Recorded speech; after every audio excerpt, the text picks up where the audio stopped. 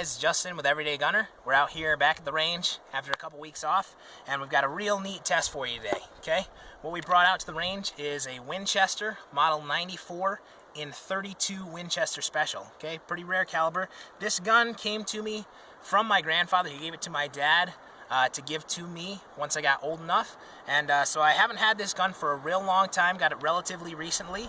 The caliber we're shooting here is we're shooting Remington core locked in, again, the 32 Winchester Special. It's a 170 grain soft point bullet. There is a picture there on the back, I'll hold that up, of what they expect the expansion to look like, the expanded bullet. So we're gonna go ahead and take one of these 32 Specials. Basically, this is a 30-30 that's necked up to a 32 caliber. That's my understanding. So it's a real standard soft point, soft lead on top with the copper jacket down below that.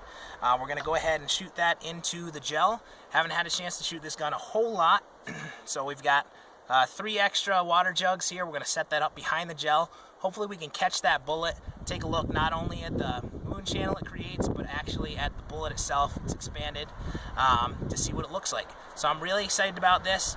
We're going to go ahead, get set up, take our shot, and show what we get.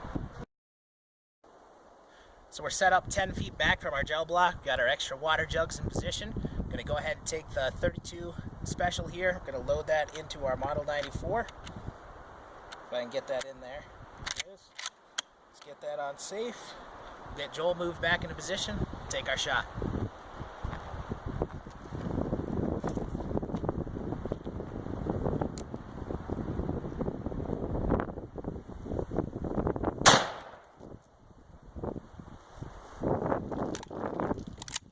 Clear.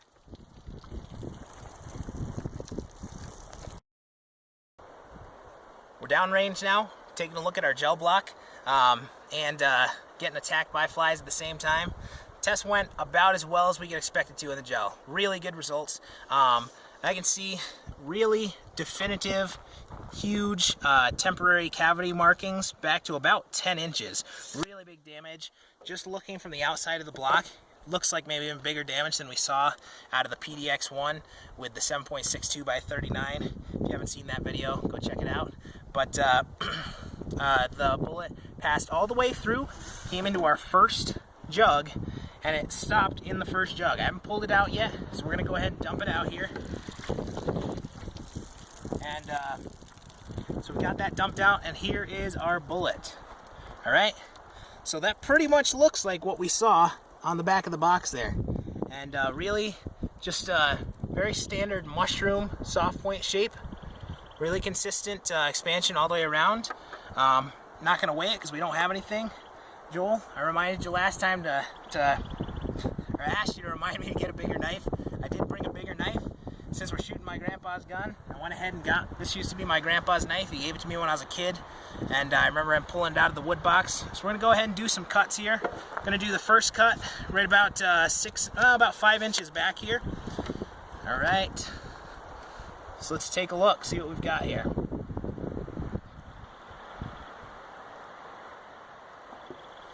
All right, and as we're cutting down, like I said, I can see just huge cracking in the gel all the way through from edge to edge on this.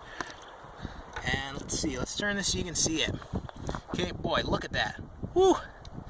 Really, really huge damage from edge to edge and top to bottom. This is about 6.5 inches wide, right about 6 inches tall, and the temporary expansion chamber there was basically that entire size. You can look here on the block here, and you're seeing that same thing, basically the whole width, the entire height. Let's go ahead and back it up about another 4 inches or so on here, see what we've got. Right, let's get that cut through, and here we are again. Now it's starting to come back down. This is about where I said that you could see that temporary cavity coming down, and sure enough, we're looking at it, and now we're down to about 3 inches across there, and we can take a look here as it keeps on heading through. And again, about the same thing, just really nice. There's still temporary expansion. Okay, there's still a cavity here. It's going to cause a big wound, whether that's in a deer, which is what this is designed for, or if you're using it in a defensive situation. And so what we have is this punch through. We've got our whole block. The entire length of this is about 16 3/4 inches. So we went all the way through 16 3/4. You can see the exit hole right here. We're not going to bother cutting it again. Basically, there's nothing exciting about the remaining penetration here. Came right into our first water jug, and it hit the back of the water jug here. You can see a dent on this one. You may not be able to see it on the video, but it dented that in and then stayed in that second one. So overall, I'm really impressed with this test. More penetration than you'd want necessarily out of a true self-defense caliber, but that's not what this was made for. This was made for deer hunting. It's a deer hunting rifle, and we got really nice expansion out of it. Real good damage in the first 10-12 inches there. So we got solid, close to 18-20 inch penetration.